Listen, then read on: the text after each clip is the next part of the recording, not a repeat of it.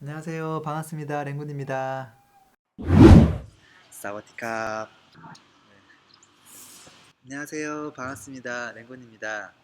오늘은 야외에서 촬영을 좀 시작했습니다. 오늘 여기 1층 로비에서 지인을 좀 만나기로 했는데 아마 조금 늦잠을 자고 있는 게 아닌가 싶어요. 카메라가 좀 흔들리네요. 저는 지금 태국 치앙마이에 한 달 살기를 하기 위해서 가족들과 함께 지금 방문을 했고 한 11일 정도 지금 거주를 하고 있는 상태예요. 아이는 뭐 한국에 있을 때처럼 유치원에 지금 좀 전에 제가 등원을 시켰고, 그리고 저는 이제 오전에는 뭐 커피숍이나 쉐어 오피스나 이제 또는 로비에서 제가 할 것 조금 하고 글도 조금 쓰고, 그리고 점심 때는 이제 같이 밥도 먹고, 또 나중에 아이 하원하고 나면 같이 물놀이도 하고 맛있는 것도 먹으러 가고 뭐 쇼핑몰도 가고 드라이브도 하고 뭐 그러고 있어요. 뭐 현지 사람처럼 그냥 생활하고 있어요. 뭐 관광지 이런 곳들 거의 안 가고 있고요. 가도 뭐 덥기만 하고 힘들고 볼 게 별로 없으니까 그냥 거주한다는 느낌으로 해서 지내보고 있어요. 그게 조금 더 아이가 있는 집에서는 사실은 조금 더 현실적인 방법이 아닌가 싶어요. 저는 갓난아기가 이제 6개월밖에 안 되다 보니까 그 아이를 데리고 이제 너무 관광 컨셉으로 움직이기가 사실은 쉽지 않아요. 또 차를 가지고 가면 주차가 이제 올드시티에는 주차가 쉽지 않고요. 그리고 또 차가 아니라 대중교통을 이용하려고 하면 여기는 택시도 제대로 된 게 없고 뭐 썸떼오나 오토바이 이런 거 타야 되는데 매연이 너무 심하고 그래서 편의적으로 이동하기가 쉽지가 않은 것 같아요. 그게 아니면 그냥 아기띠 메고 집 근처 그냥 맛집 정도 탐방하는 수준 뭐 그 정도만 하고 있어요. 요즘 영상이 요즘 못 올라가고 있어서 궁금해하시는 분들 많은 것 같아서 일단 올렸고, 작년부터 좀 기획했던 것이었는데 이제 올해부터 시작을 했어요. 첫 번째 국가인 태국 치앙마이에 지금 도착을 했고, 또 끝나고 나면 이제 또 여름, 뭐 겨울 이어서 다른 국가를 좀 가보려고 해요. 제가 첫 번째 국가로 치앙마이를 선정한 이유는 뭐 다양한 이유가 있어요. 근데 일단 제일 저렴하고요. 두 번째는 이곳이 디지털 노마드 성지라고 불리는 곳이거든요. 왜 그런가 하고 제가 와서 보니까 뭐 일단은 특히나 이제 외국인들이 좋아할 만한 특별한 공간, 그러니까 또 홍대 같은 느낌 또는 신사동 어디 같은 느낌으로서 비행기 소리가 나거든요.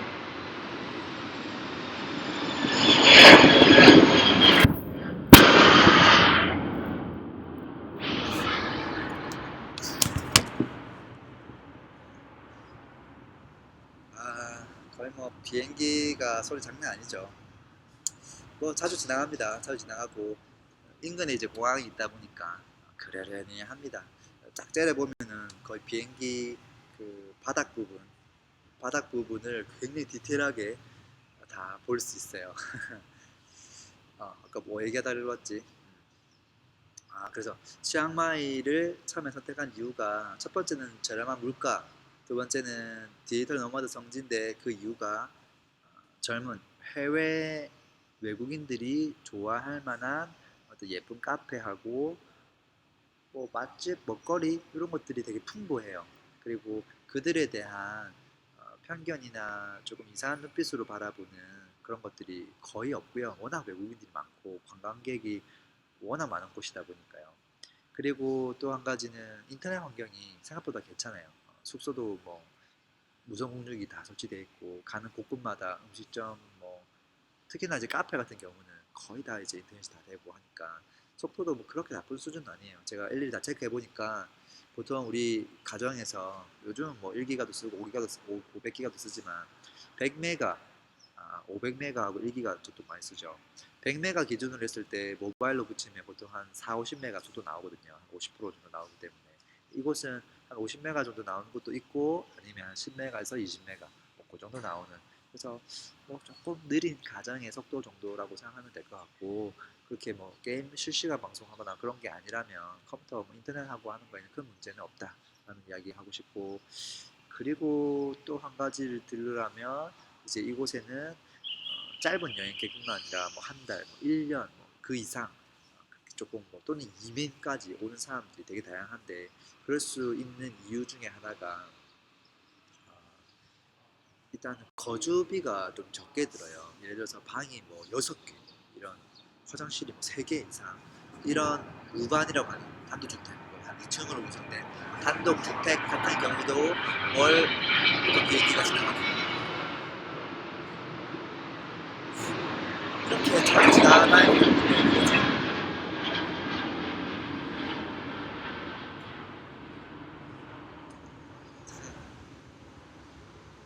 거주비가 자녀가 있는 가족 대상으로 했을 때 무반이라고 하는 주택 단지에 월세로 들어가면 보통 한 200밭, 그 200밭은 35 곱하면 되거든요. 그러면 한 70만 원, 70만 원, 뭐 80만 원 사이, 그 정도면 앞에 뭐 잔디 같은 거 조금 깔려 있고, 주차장에 차 2대 정도 주차하고, 또 밖에 이제 이것저것 창고 같은 것들 같이 있는 그런 정도의 사이즈, 또 뭐 부엌도 있고, 부엌 옆에 또 내니가 쓸 수 있는 별도의 부엌이 또 따로 있는 뭐 그런 정도에 거주할 수 있으니까, 그게 또 단순하게 우리나라처럼 되게 오래된 느낌의 단독주택이 있는 동네가 아니라, 약간 뭐 미국의 버버리 힐즈 수준은 아니지만 그래도 약간 그런 필이 약간 느낌이 나는, 도로도 잘 돼 있고 빌리지 형태로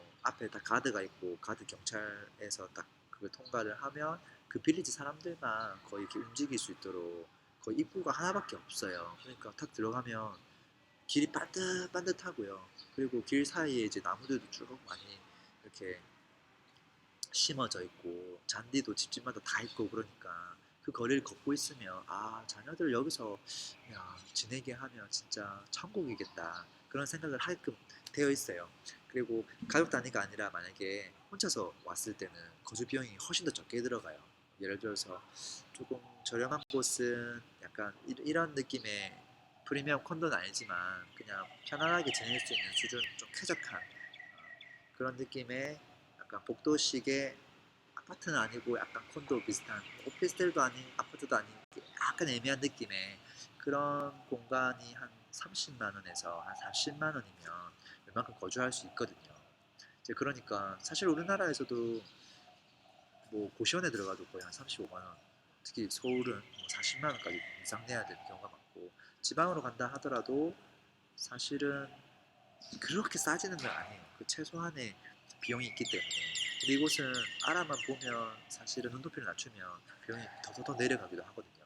한 7천 바트 뭐 이 정도면 거의 한 25만 원 돈, 그 정도로 해서 좀 쾌적한 적당한 수준에서 거주할 수 있기 때문에 뭐 한 1년 정도 거주한다고 하더라도 숙박 비용이 그렇게 크지 않죠. 그리고 음식이나 이제 이런 비용들이, 저렴한 물가가 이제 어느 정도 저렴하냐면 뭐 말도 안 되게 싸지는 않아요. 뭐 예를 들어서 뭐 10분의 1 정도는 아니고, 제가 그냥 똑같은 우유, 우리 흔하게 이제 한국에서 먹고 있는 900ml짜리 이렇게 종이팩에 들어있는 우유 가격하고 여기에 있는 가격하고 비교해 보니까 리터당 거의 우리나라가 100원이면 여기는 70원.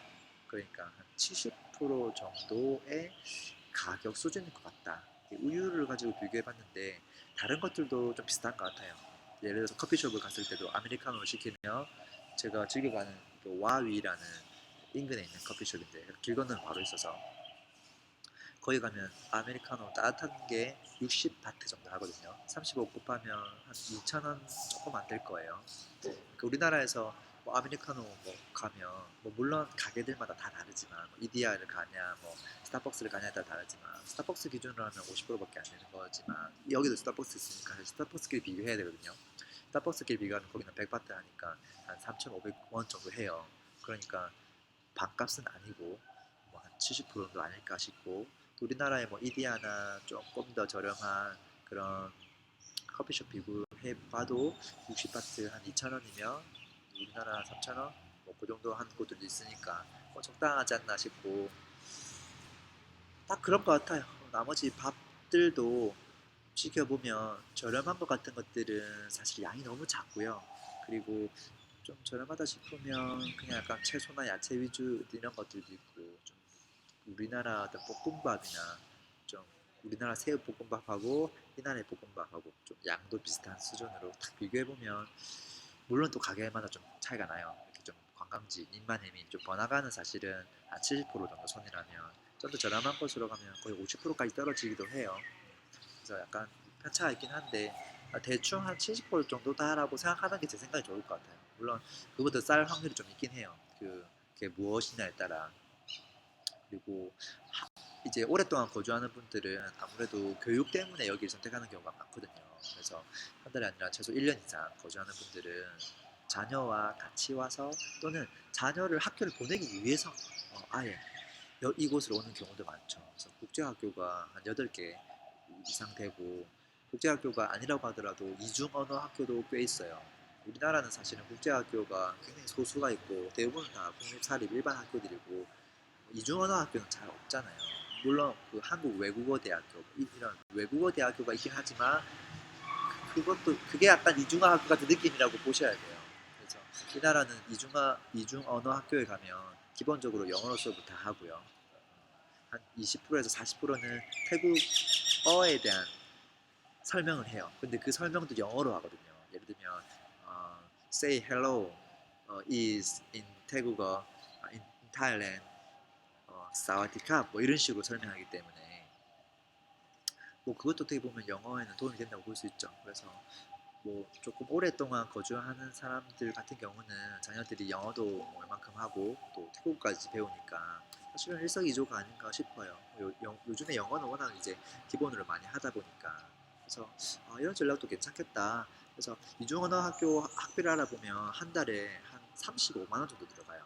이 35만 원에는 학비, 뭐 입학비, 뭐 예를 들어서 교복입비라면 교복비 또는 통학하는 데 들어가는 통학 비용, 그다음에 점심 밥값 전부 다 포함한 거예요. 전부 다 포함한 35만 원 정도면 물론 우리나라 국립 뭐 초등학교 보내면 35만 원보다 더 적게 들어가는 경우도 많이 있긴 해요. 그렇지만 그 정도면 충분히 어그리할 수 있는 수준 아닌가 싶고 물론 이제 국제학교 중에서도 좀 정말 시설이 좋은 거의 뭐 한 요새 정도 되는 사이즈 그 안에 뭐 승마장 있고 뭐 있고 뭐 있고 뭐 있고 모든 게 다 있는 그 정도 되는 학교에 가면 뭐 한 해 학비가 어지간한 대학교 등록금보다 훨씬 비싸요. 뭐 1년에 초등학교 1학년 기준으로 해서 한 2,500만 원 정도 내야 되기 때문에 고학년으로 가면 갈수록 비용은 더 올라가거든요.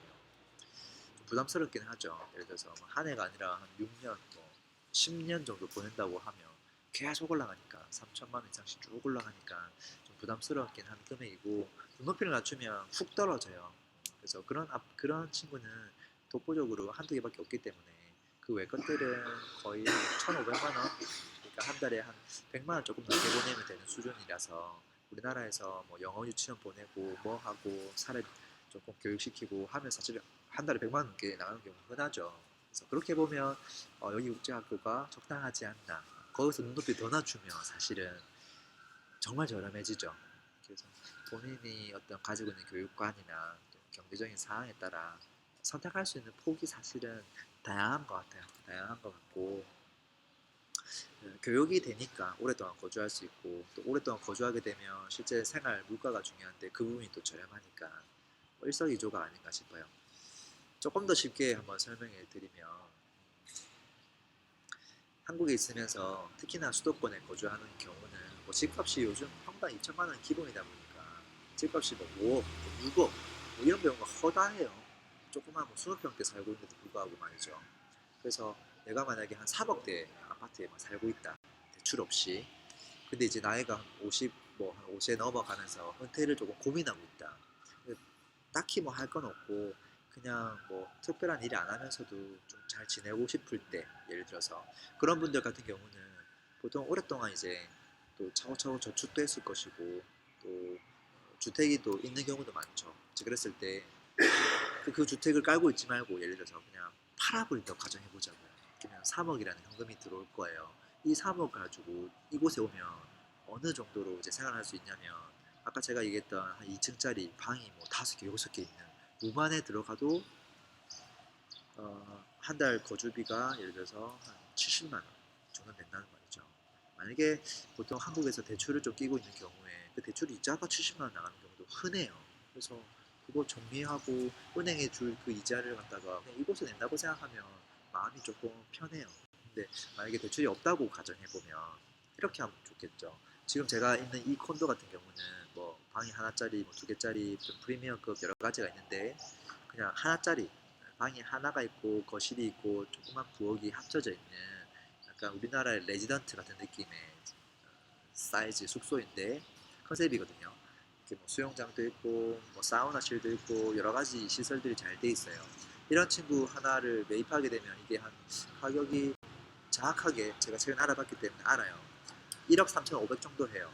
그러니까 한 10평 정도 되는 레지던스라고 보면 돼요. 이게 1억 3,500 정도 주고 살 수 있고 외국인이 얼마든지 주고 살 수 있고 이거를 만약에 렌트하게 되면 보통 한 달짜리는 잘 안 주고 보통 3개월 이상 주거든요. 그랬을 때 매월 85만 원의 월세가 들어오게끔 되어 있어요. 그러니까 우리나라보다 수익률이 훨씬 좋아요. 우리나라 수익률이 한 5%면 여기는 거의 한 7.5%까지 되거든요. 상당히 높은 거죠.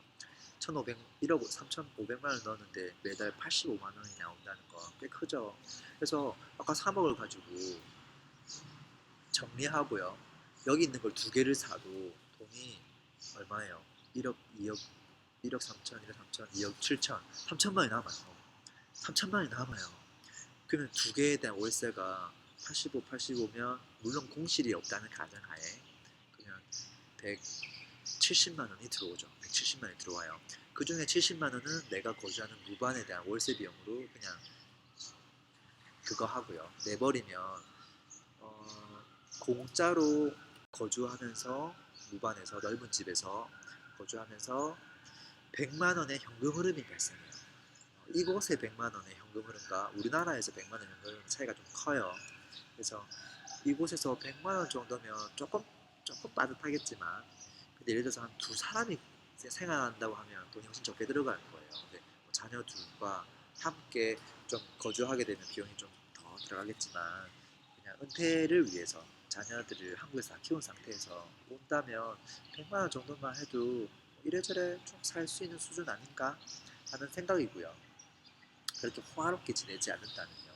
그러면 어떻게 돼요? 기본적으로 그냥 먹고 살 수 있고 지낼 수 있는 집 있고 그리고 뭐 1년 단위로 계약을 하긴 하지만 그 주택을 그렇게 구할 수 있는 주택들이 여기는 워낙 많거든요. 빌리지가 워낙 많기 때문에 뭐 입맛대로 조금 외곽에 나갈 수도 있고 조금 더 교내로 들어올 수도 있고 하기 때문에 또 거기에 따라 비용이 또 달라지기도 해요. 나머지 이제 하나는 이제 차량 렌트 부분이 아닐까 싶은데 그래서 뭐 중고차를 구매도 되고 뭐 그냥 예를 들어 아까 3천만 원 남았으니까 이거 가지고 한 1,500만 원이나 2천만 원 들여서 중고차든 새 차든 조그만 거 하나 사서 타고 다니면 그 뭐 유류비라든지 그런 경비 말고는 특별히 들어갈 게 없으니까 지낼 수 있지 않는가. 그래도 돈이 좀 남잖아요. 그런 거 가지고 뭐 여기서 골프 좋아하는 사람들은 또 골프 치러 다니고 또 산 좋아하는 사람들은 또 이곳이 또 산이 또 워낙 또 좋으니까 또 등산도 많이 하시고 자신에게 맞는 취미 생활도 또 하나씩 하시고 뭐 하는 분들이 또 되게 많아요. 그래서 야, 우리나라에서 사실 3억이란 돈을 가지고 지내면 정말 스트레스가 많아요. 예를 들어서 그냥 거주하는 집 그게 3억을 다 깔고 앉아 있어 버리고 그 외에 생활해야 되는데 필요한 비용이 뭐 관리비 내고 뭐 내고 뭐 내고 뭐 내고 하다 보면 또 주변의 지인들 뭐 이것저것 뭐 행사들 챙기고 또 가야 되고 신경 써야 되고 뭐 이래저래 하다 보면 거의 뭐 한 달에 한뭐 150만 원, 200만 원도 금방 나갈 거예요. 이제 그러면서도 저축도 조금 하고 싶고 야, 이 노후를 어떻게 해야 될까 고민 엄청 많을 텐데 그 말은 매달 매달 일을 그만두고 나면 한 200만 원의 현금 흐름이 필요한데 집을 팔아버린다고 하더라도 3억을 가지고 한국에서 뭐 렌트를 주더라도 200만 원 절대 나오지 않아요. 보통 한 120만 원밖에 안 나오거든요. 그러니까 이게 뭐가 안 되는 거죠. 근데 여기 오면 내가 원했던 것들이 기본적으로 이렇게 흘러갈 수 있다라는 거 그게 굉장히 큰 차이가 아닐까 싶어요. 그게 비단 은퇴자분들뿐만 아니라 젊은 친구들도 저는 일부분은 가능하지 않나 싶어요. 예를 들어서 아직 어, 어, 회사 생활을 하고 있다면 불가능하겠지만 그게 아니라 뭐 회사를 조금 나와서 자신만의 일을 해보겠다. 그래서 그 일이라고 하는 게 어떤 소속으로 들어가는 게 아니라 자기 혼자서도 할 수 있는 그런 일이라면, 특히나 디지털 노마드 쪽이 될 수 있는 그런 일이라면 한국에서 굳이 할 필요가 있을까? 그 준비를 이곳에서도 얼마든지 저렴한 비용으로 있으면서 힐링하면서 더 재미난 라이프 스타일을 즐길 수 있지 않을까? 그러면서도 하고 싶은 일들은 다 똑같이 할 수 있지 않을까? 그리고 이곳에 있는 사람들하고도 충분히 소통하고 또 미팅도 되고 가능하거든요. 오히려 여기서 더 재미난 임팩트를 더 많이 만들 수 있지 않을까? 저는 그런 생각도 좀 들었어요. 그래서 이곳은 여러 가지 목적으로 여러 가지 장점들이 있어서 이민자들 또는 뭐 디지털 노마드족들 또는 교육을 하고 싶은 부모님들 또는 한 달, 두 달 좀 단기 여행자들 또는 뭐 5일, 일주일 또는 뭐 도깨비 쪽까지 한 3박 4일 이렇게 여행하는 분들까지도 좋아할 수 있는 그런 요소들이 되게 많은 곳인 것 같아요. 그래서 첫 번째 국가로 선정한 이유였고 와서 생활해 보니까 상당히 매력적인 부분들이 많구나 싶고요.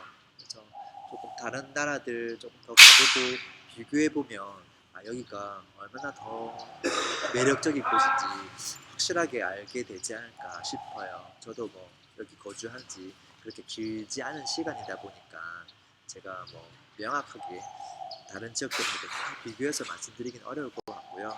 조금 더 많은 곳들 가보고 또 그 나라 소식 전하면서 또 그동안 갔던 지역들 같이 좀 비교해드리고 하면 좋을 것 같아요. 혹시라도 좀 해외에서 우리가 항상 꿈꾸던 모습이죠. 아침에 이제 아이 등원시키거나 학교 보내고 그냥 이렇게 풀장이 보이는 벤치에 앉아서 조금 커피 한 잔 먹으면서 노트북 조금 글 조금 쓰고 그리고 뭐 조금 시간 가지다가 같이 와이프랑 점심 먹고 예쁜 커피숍 가서 차도 한 잔 마시고 또 오후 때 이제 자녀들 이제 복귀하면 물놀이도 하고 또 같이 놀기도 하고 또 여기 잔디에서 뛰어놀기도 하고 줄넘기도 하고 그리고 뭐 저녁 때는 이제 맛집 탐방도 좀 하고 그리고 아이랑 같이 또 놀아주는 시간 가지고 또 저녁에 또 잠깐 뭐 이것저것 생각하는 것들 기록하기도 하고 그 정도 생활이면 정말 꿈에 그리는 생활이죠. 이곳은 그 꿈에 그리는 생활이 그게 불가능한 일이 아니다. 충분히 일반인도 할 수 있는 그런 환경이고 수준이기 때문에 경제적으로 부담 없는 수준이라서 한 번쯤은 해보면 좋지 않을까 싶어요. 그래서 저도 먼저 좀 경험해 보고 싶어서 왔고 다음번에는 어디 가야 될지 모르겠는데 어쨌든 잘 마무리하고 가도록 할게요. 또 치앙마이에 대한 궁금한 이야기도 있으면 댓글 남겨주시면 제가 그 주제를 가지고 좀 더 풀어드리도록 하고요. 만약에 댓글이 없으면 또 제가 생각하는 좋은 주제를 가지고 또 그 다음 주제 이어가 보도록 할게요. 고맙습니다.